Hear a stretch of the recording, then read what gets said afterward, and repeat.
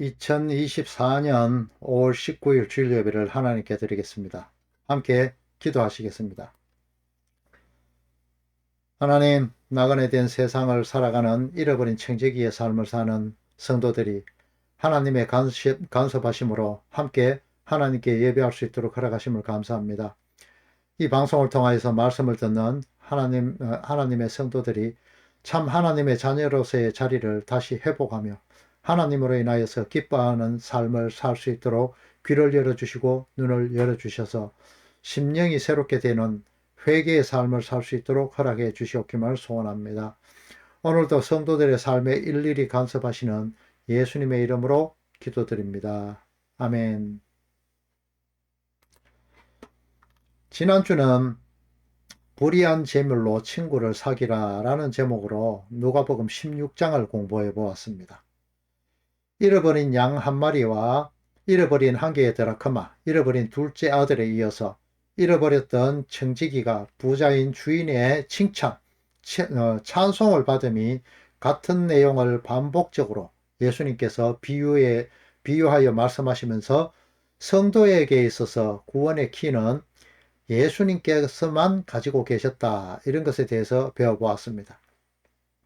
청지기 역시 불의한 일을 행하여서 하나님의 말씀을 가지고 내 마음대로 해석하는 내 소유로 삼았던 그 길을 걸었지만 주인의 그 심판의 철퇴가 내려지자 주인의 뜻을 깨닫고 원래의 복음으로 회개하는 모습을 통하여 성도는 스스로는 깨달을 수 없는 존재, 깨닫지 못하는 존재이며 하나님의 간섭하심, 그러니까 하나님의 열심으로 인한 그 차저심, 그것을 통하여서 옳지 못한 청지기의 자리에 있는 죄인들의 삶에 폭력적으로 뚫고 들어가서 회개케 할 때, 그때 비로소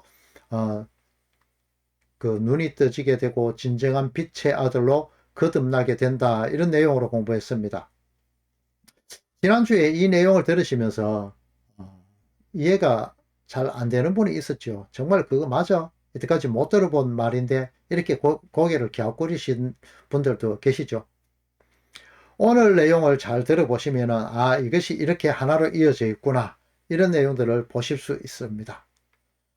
오늘 내용은 이제 같은 맥락으로 이어지는 내용으로서 잃어버렸던 나사로, 버려진 부자, 이런 제목을 가지고 공부해 보도록 하겠습니다. 오늘 예수님의 비유 중에서 그 부자와 거지 나사로에 대해서 나오는 내용인데, 말씀은 누가복음 16장 14절부터 31절까지의 말씀을 가지고 함께 봉독하도록 하겠습니다. 함께 봉독하겠습니다. 바리새인들은 돈을 좋아하는 자들이라. 이 모든 것을 듣고 비웃거늘 예수께서 이르시되, 너희는 사람 앞에서 스스로 옳다 하는 자들이나 너희 마음을 하나님께서 아시나니 사람 중에 높임을 받는 그것은 하나님 앞에 미움을 받는 것이니라. 율법과 선지자는 요한의 때까지요.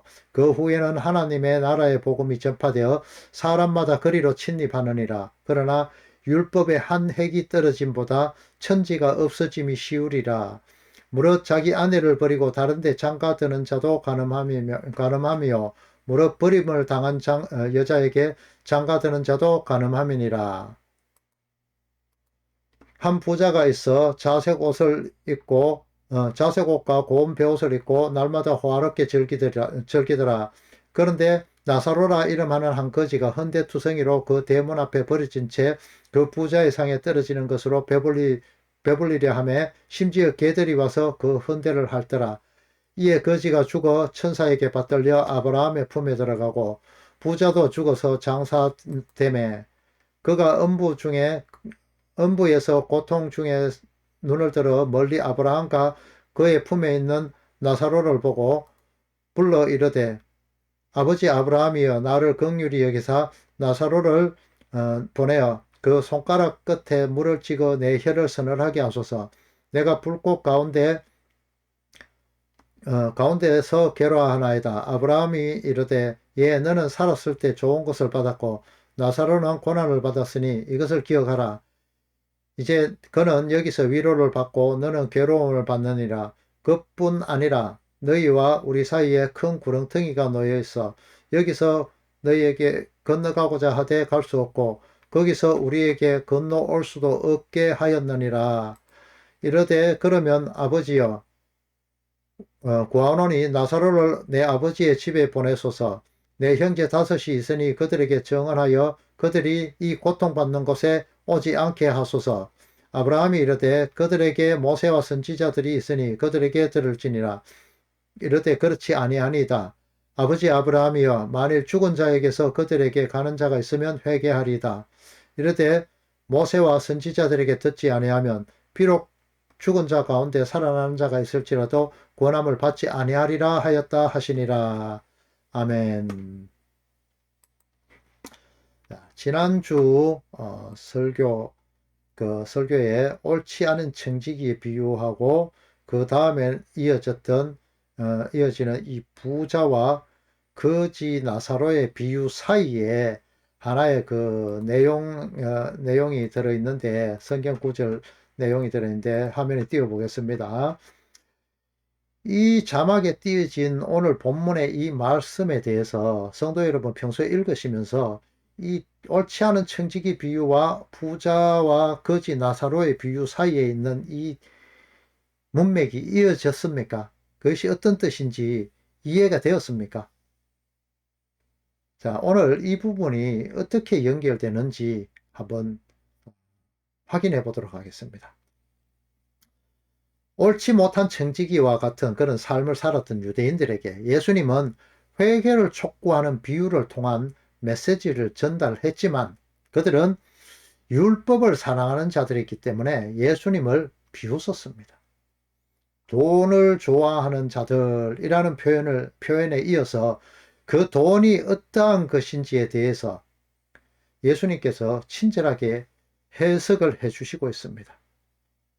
첫째, 청지기직을 맡은 자처럼 하나님의 말씀을 맡은 유대인들은 그들이 행위하는 그 행위들을 모든 사람에게 옳게 보이려고 율법을 자의적으로 해석하고 스스로 옳다함 여김을 받았습니다.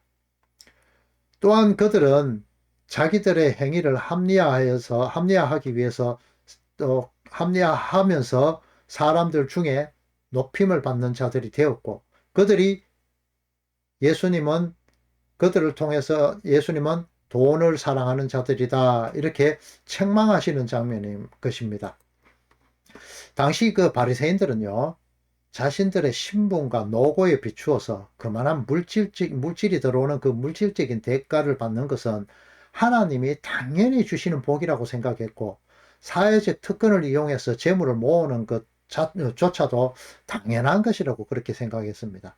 그리고 국가로부터도 그에 대한 합당한 대우를 받기를 추구했습니다. 이런 그들을 향해서 예수님은 16장 13절에 있는 그런 하나님과 재물을 겸하여 섬기는 자라고 이야기하시면서 하나님의 율법을 자신의 힘을 가지는 도구로 그걸 사용했고 그것을 통해서 옳은 자의 자리, 높은 자의 자리, 존경받는 자리, 선생이 되는 자리 이것을 챙겼는데요. 이것을 가지고 예수님은 부자다 이렇게 표현하셨습니다. 그런 그들이 빛이신 예수님이 오니까 그 빛을 빛으로 인정하지 않았죠. 오실 예수님에 대해서 전하던 마지막 선지자인 세례 요한의 전함 자체도 외면해 버렸습니다.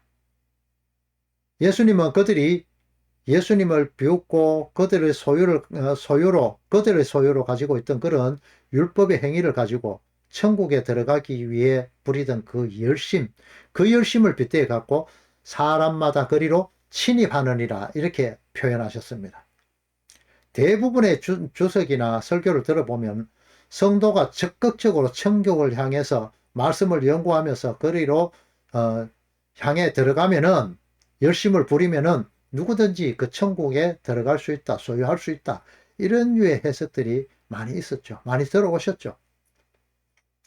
이 부분을 잘 살펴보면요. 제가 평소에 말씀드리던 그 내용들과 연관지어 볼 수 있습니다. 뭔가 하면요.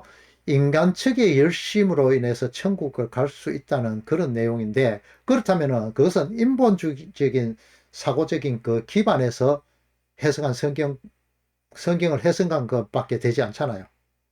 스스로 노력에 의해서 천국에 갈 수 있다고 한다면은 예수님의 십자가의 은혜는 어디에서 해야 됩니까? 어디에도 설 자리가 없게 되는 겁니다.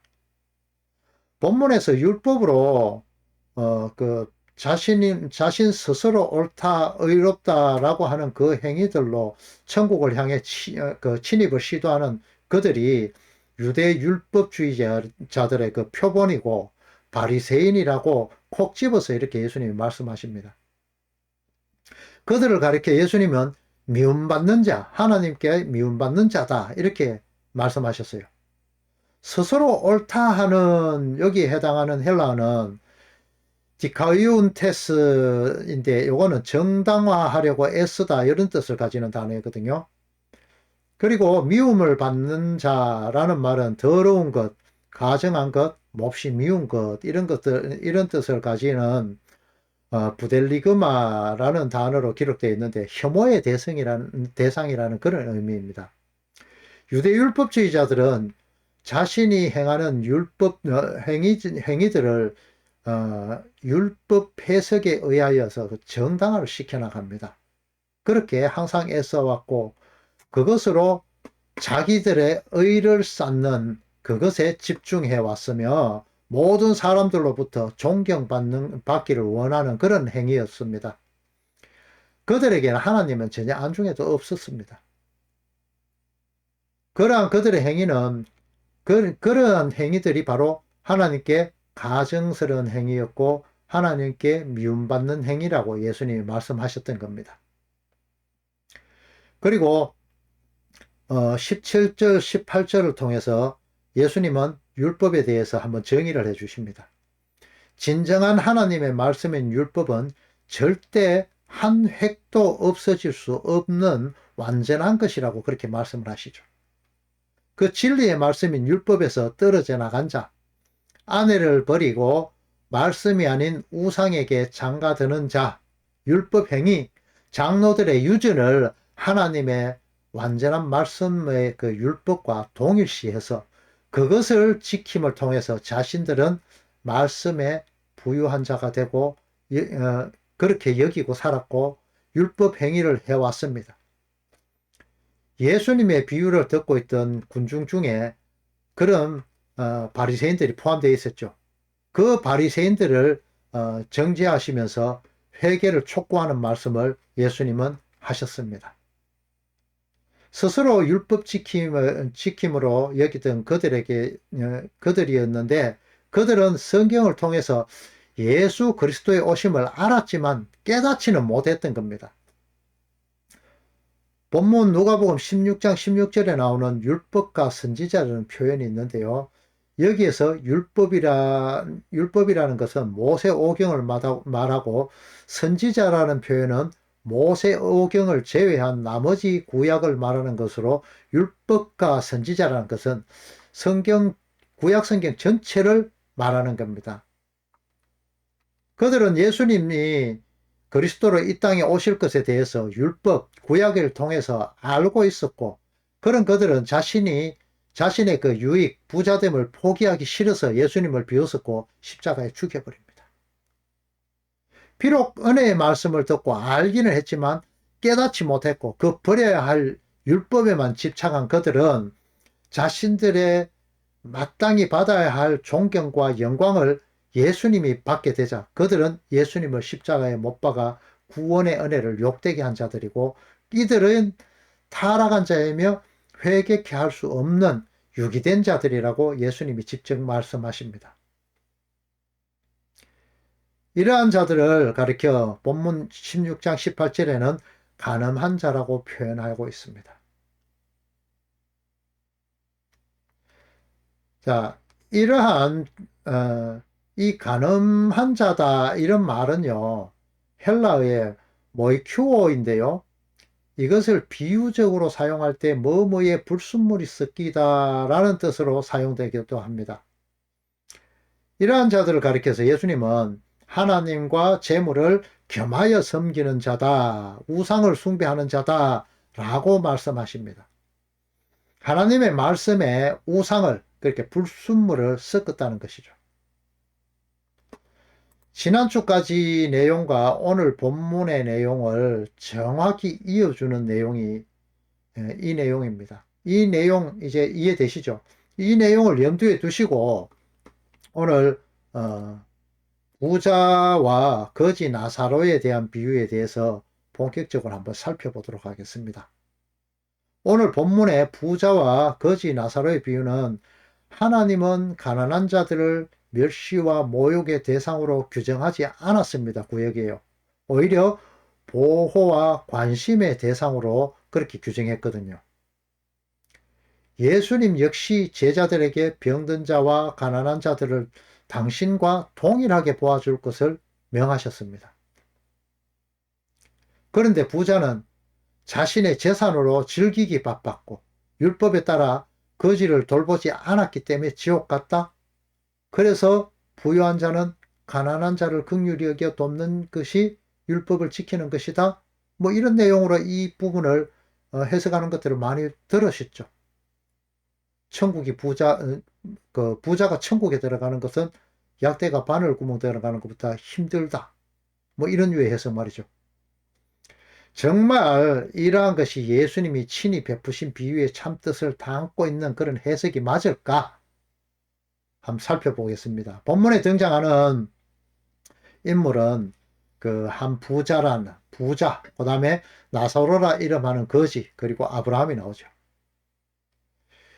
여기에서 부자에 대해서 먼저 살펴봐야 되겠죠. 여기 부자는 지난주에도 이 부자라는 단어가 나왔는데 부자라는 것은 말씀을 가진 자, 그것을 말합니다. 먼저 이 말씀을 사유화해서 자신의 것인 양 사유화해서 한 그런 행위율법주의자다, 이렇게 말씀을 드렸었습니다. 부자가 추구하던 그 재물이라는 단어는 헬라어로 맘모나스인데요. 여러분 이 맘모나스 하면 생각되는 부분들이 있죠. 생각나는 단어가 있죠. 맘몬요. 유대문헌에서는 자원, 이득, 배상금, 속전, 뇌물 이런 뜻으로 사용되었거든요. 그 중에서 이득이라는 부분에 대해서는 성경에서는 특히 부정적인 것에 대해서 많이 사용되었습니다. 이 맘모나스, 맘몬, 이것은 갈대아, 그러니까 시리아 지역, 메소포타미아 문명이 있는 윗부분이죠. 이 부분에서 섬기던 우상인데 돈과 재물에 대한 풍요를 주는 재물의 신으로 여겼던, 그래서 그것들을 섬겼던 이방 신 중에 하나입니다. 이 만몬과 하나님을 겸하여 섬기는 것, 즉 썩는 것, 그것을 하나님은 미워하셨습니다. 10계명의 제1계명 나를 다른 신으로 섬기지 말라, 이것이 바로 그 내용이죠. 오늘 본문에서 이러한 내용과 같은 내용으로 그런 부자여야만 지난주에 공부했던 그 내용과 같이 예수님의 그 비유가 앞뒤 일맥상통하게 되잖아요. 오늘 본문 부자는 유대인임이 본문에는 드러납니다. 어떻게 유대인인지 한번 살펴보도록 하겠습니다. 누가복음 16장 19절과 24절을 한번 보시면서 들어보시기 바랍니다. 아브라함은 이 부자가 호의호식을 하다가 죽어서 지옥에 가죠. 그러면서 아브라함 눈을 들어서 아브라함을 바라보니까 거기에 나사로가 있어요. 그러니까 이 아브라함을 향해서 이렇게 이야기합니다. 아버지 아브라함이여, 이렇게 호칭하죠. 이 유대인들은 아브라함을 하나님을 믿는 믿음에 있어서 자신들의 조상으로 여겼기 때문에 아버지라고 불렀습니다. 이 부자 역시 아브라함의 혈통을 받은 유대인이 있기 때문에 이런 호칭을 한 거거든요. 유대인은요, 직계 아버지, 바로 위에 내 아버지가 아니라도 내 조상들, 그리고 족장들, 그리고 나를 가리키는 그 스승들에 대해서도 아버지라고 표현했습니다. 엘리사가 엘리야에 대해서 아버지라고 이야기했듯이 말이죠. 부자는 아브라함의 혈통적 특권에 의지해서 긍휼을 얻기를 간구했습니다. 이로써 본문에 나타난 부자는 유대인임이 확실히 드러납니다. 부자는 당시 왕이나 귀족들만 입던 매우 비싼 자색 겉옷을 입고 있었고, 고운 베옷, 그러니까 마지요, 마로 만들어진 속옷을 입었는데, 이 마로 만드는 베옷은요, 같은 무게의 금보다가도 2배 더 비싼 그런 옷이었다 합니다. 그리고 유대인들에게는 오늘 본문에 등장하는 유대인의 그 대문이 나오죠. 이 대문에 대해서 보면은 아주 높게 세워진 그런 엄청난 장식되어 있는 그런 대문이라고 합니다. 이 대문 앞에 헌대가 있는 거지가 와 있습니다. 근데 유대인들은 그 부자는 스스로 노력에 의한 대가로 생각하고 있었고, 가난한 것은 무능과 게으름에 의한 결과, 그것이다, 이렇게 생각하고 있었다 그럽니다. 이로 인해서 그들은 점점 그 특권의식과 교만의식에 사로잡히게 되죠. 그렇지만 그들은 율법 지킴은 굉장히 확실했죠. 이 부자의 집 앞 그 대문간에는 헌대가 있는 거지가 와 있었습니다. 이 헌대라는 말은요, 괴양, 종기 이런 것을 가리키는 헬코스라는 단어를 쓰는데, 이 거지가 헌대를 앓고 있었는데, 이 헌대를 개가 와서 핥는다. 이 개는 집에서 기르는 개를 뜻하는 게 아니고 덜개 이야기하는 거죠. 덜개. 이 덜개가 와서 이 헌대를 거리를 헤매다가 거지의 그 헌대를 핥고 있는데도 그것을 쫓을 힘조차도 없는, 아무것도 스스로는 할 수 없는 그런 존재가 바로 이 거지 나사로라 이 말입니다. 이 나사로라는 것은요, 단순하게 이 예수님의 비유에 있어서 단 하나, 예수님의 비유 중에서 이름이 든 곳은 요 하나밖에 없습니다. 왜냐? 죽음에서 일어난 그 예수님의 친구 나사로 있지요. 마리아 마르다의 오빠. 그 어찌할 수 없는 죽어있던 그 무덤 속에서 나오는 그 나사로, 그 나사로에 대한 이야기를 하는 것입니다. 그 나사로가 살아나자 오히려 그것에 대해서 놀라고 예수님을 믿기보다는 오히려 예수님을 죽이려고 시작을 했죠. 나사로하고 같이요. 자, 근데 당시 이 유대인들은요, 개들에게 시달리는 사람이라는 것은 인과응보에 의해서 하나님에게 벌 받고 있는 사람, 그 죄인으로 취급을 했다 합니다. 이 거지는 부자의 상에서 떨어지는 것을 먹기 위해 상 아래까지 갔죠. 그래야 받아 먹을 수가 있으니까. 당시 유대인들은 관습적으로 거럭에서 바닥에 떨어지는 빵 조각을 먹질 않았습니다. 도로 접시에 담지도 않았고요. 그리고 본문에 나타난 떨어지는 것이 이런 것은 단순히 떨어지는 이런 것을 의미하는 것이 아니고 부자의 식탁에 같이 앉아 먹던 자들이 같이 배불리 먹고는 남았는 것을 땅바닥에 던지는 그 던지다, 이런 의미를 가지고 있는 것입니다. 그리고 이러한 거지에 대해서는 자신의 잘못에 의한 인과응보에 의해서 하나님의 그 벌을 받고 있는 자라고 생각을 했지만, 이 부자는요, 율법 지킴에 강한 자라고 했잖아요. 그래서 이 율법 지킴, 그러니까 가난한 자를 돌보라는 그 하나님의 율법에 의해서 쫓아내지 않았습니다. 여기서 예수님께서 수로보니게 여인에게 그를 시험해서 자녀로 먼저 배불리 먹게 할지니 자녀의 떡을 취하여 개들에게 던짐이 마땅치 아니하니라, 이렇게 했을 때 수로보니게 여인이 상아래 개들도 아이들이 먹던 부스러기를 먹나이다, 이렇게 대답하는 그 장면 나오지요. 그 비슷한 장면이 떠오르시죠. 자, 그래 괴양이 있어서 고름이 나고 냄새가 나는 거지가 불쌍해서 상 가까이 오는 것을 이 부자는 율법 행위에 충실해서 용납했습니다. 만약에 여러분 밥 먹는 밥상 앞에 이 온몸에 종기가 나고 벅벅 끓고 고름이 줄줄 나고 이 옷이 막 흘러서 냄새나는 이런 거지가 여러분 밥상 밑에 이렇게 엎드려 있으면, 밥 돌라고 동양하면 엎드려 있으면 어떻게 하실 겁니까? 쫓아내겠죠.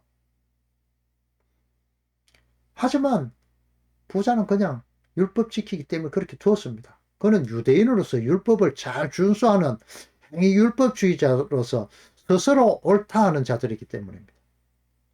그의 행위는 율법적으로 나무랄 데가 없는, 남들이 함부로 흉내낼 수 없는 그런 훌륭한 행위였고, 남들의 존경을 받을 만한 그런 자들이었습니다. 그런데 오늘 본문에 보면 이 부자가 죽어서 지옥 갔습니다. 훌륭한 행위를, 율법 준수를 열심히 했음에도 말이죠. 이때 나사로의 죽음은 천사에게 받들려 아브라함의 품에 들어갔다고 그렇게 기록하고 있죠. 그리고 부자는 죽어서 장사됨에 이렇게 표현되어 있습니다. 그렇게 예수님이 말씀하시죠. 여기서 죽음에 대한 표현이 거지 나사로의 받들려와 부자의 장사됨에 이렇게 대조를 이루고 있습니다.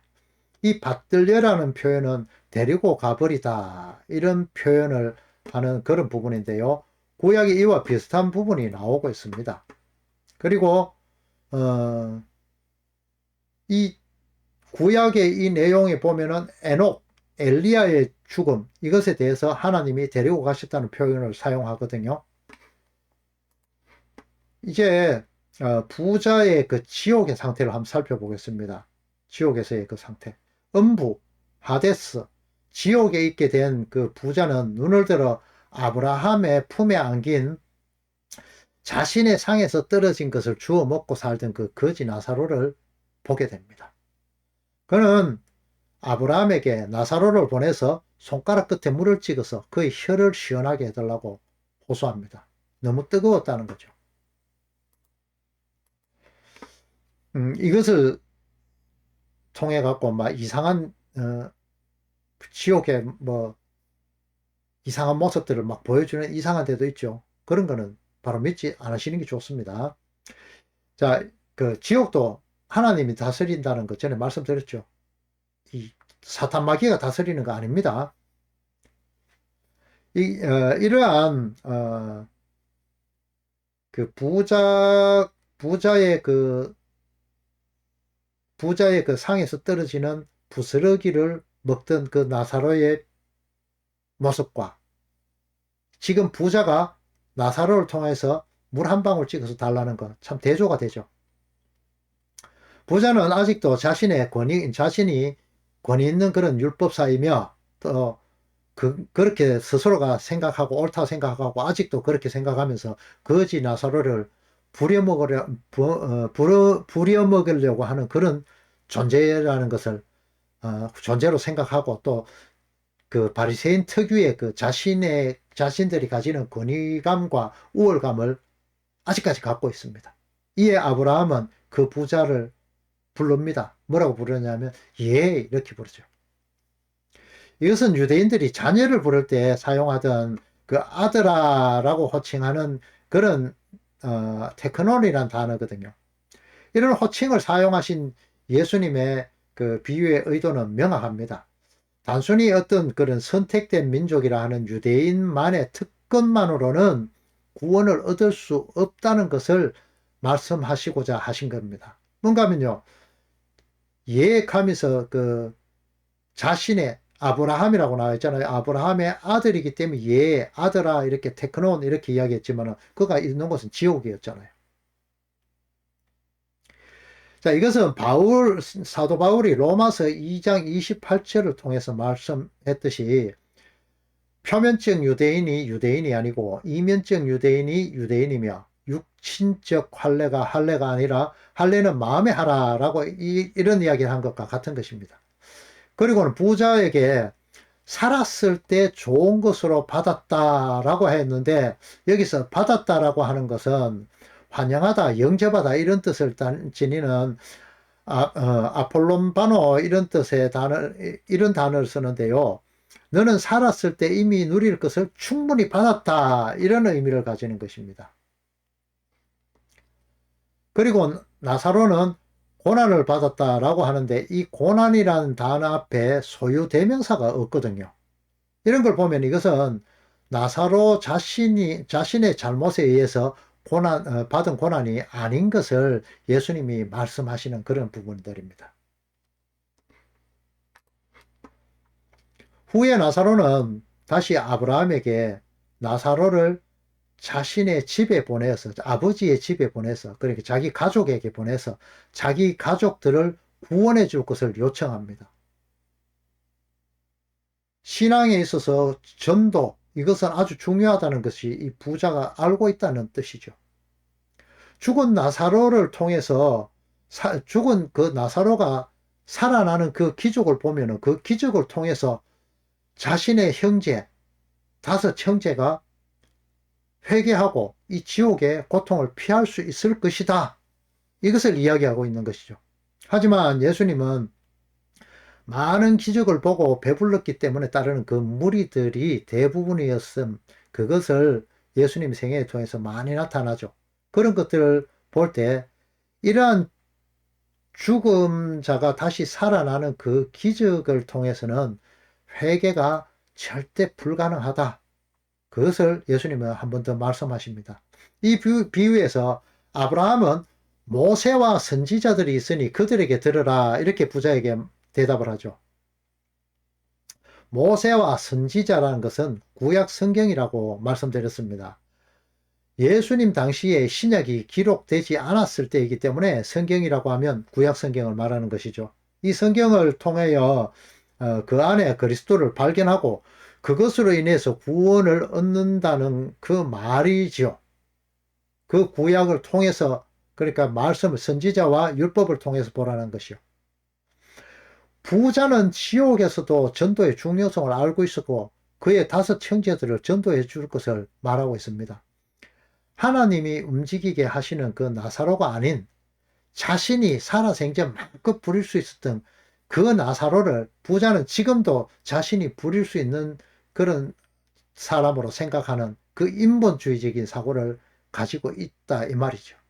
그리고 부자는 이 땅에서 하나님을 모르는 모든 자들에게 보내어 달라고 그렇게 이야기하지 않고 자신의 5형제, 자신의 가족에게 보내어 달라고 이렇게 이야기하고 있습니다. 그 형제라는 것은요, 자기 자신의 그 연장선상, 내 아들, 내 딸, 내 부모, 내 형제, 나라는 것이죠. 내가 중심이 되는 거죠. 그 육체적인 관계, 이것에 있는 그 사람들에게만 보내달라는 것이죠. 아주 이기적이죠. 친한 어떤 사람이 큰 권력을 잡으면 그것이 자기의 권력이냐 자랑하는 그런 내용 같이 말이죠. 아담이 하와를 보고 이는 내 뼈 중에 뼈요 살 중에 살이라고 하면서 하와를 자기 자신이며 또한 자신의 소유로 생각했는 것이죠. 예수님이 마가복음 3장 33절에서 35절까지 말씀을 통해서 가족관계에 대해서 다시 한번 말씀하시면서 율법과 은혜의 관계를 통해 참된 가족관계를 설명해 주십니다. 누가 내 동생이냐? 누가 내 어머니냐? 하나님의 뜻대로 행하는 자가 내 형제요 내 어머니다. 그리고 마태복음 10장에 그렇게 나오죠. 내가 온 것은 사람과 그러니까 가족들이 서로 불화하게 한다. 이 가족의 개념이 방금 말씀드린 데서 다시 재정립이 되는 거죠. 마가복음 3장 33절 이하의 말씀을 통해서 율법을 따르는 자들에 의해 은혜에 속한 자들은 불화의 단초가 되어지고 그토록 똘똘 뭉쳐지던 유대인들 가운데서 등장한 그리스도인으로 인해서 불화가 시작되고 그리스도인들의 박해가 시작될 것임을 말씀하시는 겁니다. 그리스도인들은 심령이 가난해지는 동시에 의를 위해서 박해를 받는다고 산상수훈에서 말씀하신 그 내용에 대한 그 말씀과 같은 것입니다. 아브라함의 답에도 불구하고 부자는 기적을 통한 그 구원의 주장을 강력하게 어필하죠. 하지만 아브라함의 답은 단호합니다. 모세와 선지자들, 그들에게 들으라고. 말씀 잘 보라고. 네 눈을 열어서 성경 말씀 잘 보라고. 여러분들도 그걸 보셔야만 구원에 이르른다 이 말입니다. 예수 그리스도를 발견한다 이 말입니다. 성경에서 잘 먹고 잘 살고 이것을 발견하는 것이 아니라 예수 그리스도를 발견해야 된단 말입니다. 그것을 들으라. 여기에서 들으라 하는 이 말은 이 아코라는 그런 단어인데 단순히 귀로 듣는 것을 가리키는 것이 아니고 깨닫고 이해하는 것, 더 나아가서는 들은 바대로 순종하는 이런 의미로 그 말씀을 듣고 암송하고 행하라는 이 말입니다. 그 뜻을 알아라는 말입니다. 바리새인들은 율법과 선지자의 글을 갖고 있다 하더라도 그 글에서 지시하는 가르침을 그대로 따르지 않음을 말하는 것이죠. 또 바리새인들이 죽음에서 부활한 나사로를 보고도 회개치 않는 것처럼 누군가가 살아나서 회개를 촉구한다 하더라도 하나님으로부터 주어진 그 율법이란 재물을 자신의 이익을 위하여서만 사용할 것이라는 것을 단언하는 말씀인 것입니다. 방금 전 말씀드린 부활한 나사로는 예수님 친구 그 나사로를 이야기한 것입니다. 그 진리를 추구하는 사람들이 바라보아야 할 곳은 오직 모세와 선지자, 그러니까 성경밖에 없음을 예수님은 비유를 통해서 확실하게 못 박으시며 말씀하고 있습니다. 그리고 스스로 내가 곧 길이요 진리요 생명이라고 말씀하시면서 진리 위에 바로 설 것, 그러니까 예수님 안에서 바로 설 것, 나와 예수님과 연합할 것, 그것을 명령하고 계시는 것입니다. 거지 나사로에 대해서 살펴보겠습니다. 예수님의 많은 비유 중에 실명이 거론된 곳은 본문이 유일합니다. 왜 비유 중에서 이렇게 나사로라는 이름을 거명했을까요? 나사로라는 이름은 히브리어 엘리에셀, 아브라함의 몸종이죠. 엘리에셀과 같은 뜻의 하나님께서 도우시는 자라는 뜻이며 거지라는 단어는 헬라어 푸토코스인데 이것은 가난한 자 이런 뜻을 의미합니다. 하나님께서 도우시는 그 자는 가난한 자가 된다는 그런 말씀으로 우리가 지난번에 성경 공부했던 상상수훈의 시작 심령이 가난한 자는 복이 있나니 천국이 저희 것이며 바꾸어 말하면은 천국에 소유된 그대들이여 그대들은 심령이 가난한 자로 지어져 갈 것이다. 이렇게 저번에 해석해 드렸죠. 이 말씀을 다른 각도에서 예수님이 다시 한번 말씀해 주신 겁니다. 나사로는 본 예화에서 아무것도 하지 않았고, 할 수 없는 존재였습니다. 스스로 아무것도 할 수 없는 힘이 없어서 자신의 헌대를 하는 개조차도 쫓을 힘이 없었잖아요. 그냥 거지의 삶을 살면서 부자의 상에서 떨어지는 빵 부스러기를 주워 먹다가 죽어서 천국에 간 것이 전부인 것이죠. 예수님의 우편에 달렸던 그 강도처럼 평생 강도짓 하다가 예수님을 마지막에 만나서 그 천국 낙원에 가게 된 천국에 가게 된 그 강도처럼 말입니다. 아무것도 한 것이 없었다는 거죠. 이것이 바로 구원입니다.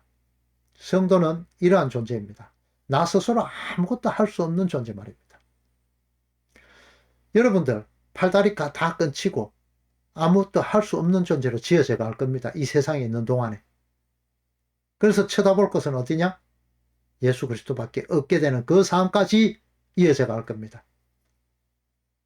스스로 율법의 부자가 되어서 다스리는 자, 존경받는 자, 선생의 삶에서 사는 자, 그리고 죽어서는 자신의 율법적 행위를 버리지 못하여서 그것에서조차도 남 위에 군림하고자 하면서 그래도 율법은 다 알고 있어서 회개의 필요성도 알고 있어서 형제들이 회개하면 자신과 같은 지옥을 맛보지 않는다는 것을 아는 그들이 바로 행위율법주의자다.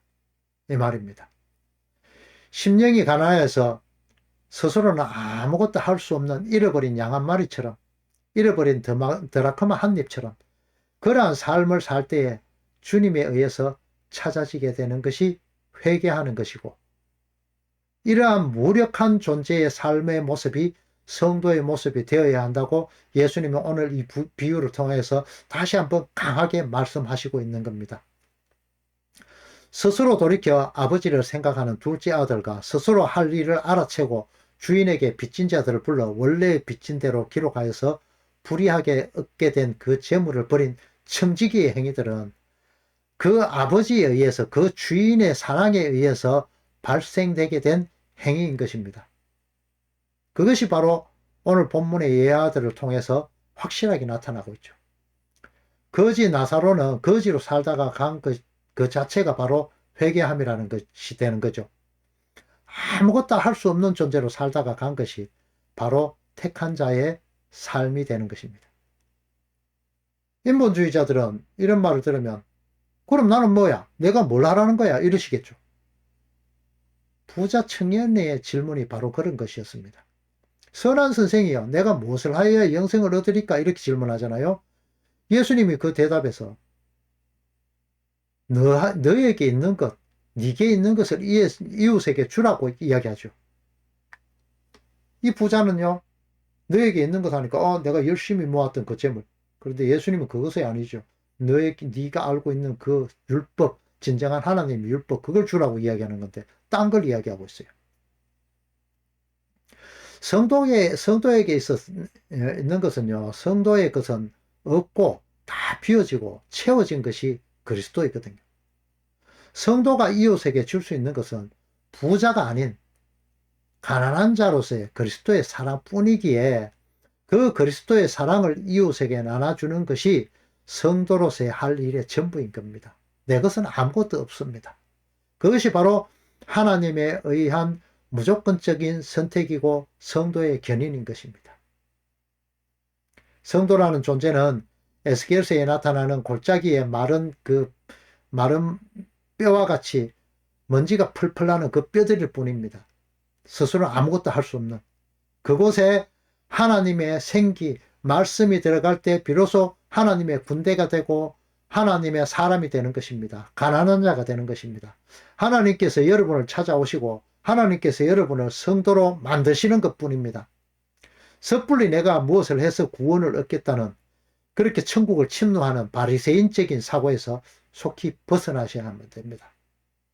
부자라는 것은 자신 스스로 모든 것을 다 소유하고 있는 부자이지만 영적으로 그들은 하나님의 말씀은 전혀 없고 자신들 가지고 있는 자신의 소유라고 여기는 그 구약의 그 율법 같은, 그러니까 장로의 유전과 같은 그들이 가난한 것이고 영적으로 거지인 것입니다. 부자와 같이 버려진 자, 유기된 자의 삶에서 벗어나서 잃어버렸던 자이지만 하나님의 택하신 자이기에 그분의 찾으심에 의해서 찾아내지시고 그로 인해서 세상을 비우고 그리스도로 채워져서 연합되는 또 하늘이 되는 또 성도의 삶을 살아내시는 그런 분들 다 되시기를 그리스도이신 예수님의 이름으로 축원합니다. 함께 축도하시고 예배를 마치도록 하겠습니다. 이제는 교회의 머리가 되신 성자 하나님의 크신 은혜와 독생자를 보내신 성부 하나님의 크신 사랑과 성령 하나님의 위로 교통 충만하심이 하나님의 자녀로서 세상에 대하여 가난한 자 되어 세상을 비워내고 그리스도로 충만히 채워지기 원하는 그분은 흥하고 나는 쇠하여야 함을 늘 고백하는 성도들 위해 이제로부터 영원토록 함께 있을지어다. 아멘.